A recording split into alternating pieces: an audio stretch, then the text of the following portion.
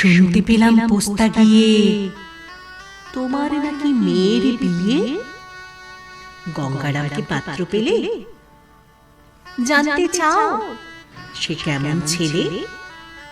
মন্দ নয়, সে পাত্র ভালো, রং যদিও বেজায় কালো। তার উপরে মুখের গঠন অনেকটা ঠিক পেঁচার মতন। বিদ্যে বুদ্ধি বলছি মশাই, ধন্যী ছেলের অধ্যাবসায়। 19টা বার ম্যাট্রিকে সে ঘায়েল হয়ে থামলো শেষে। বিষয় আশয় গরিব বেজায়, কষ্টে সৃষ্টে দিন চলে যায়।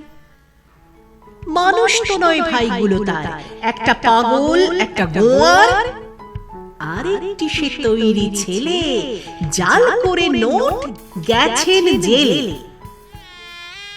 কনিষ্ঠতে তবলা বাজায়, যাত্রা দলে 5 টাকা পায়। গঙ্গারাম তো কেবল ভোগে পিলের জ্বর আর পাণ্ডু রোগে।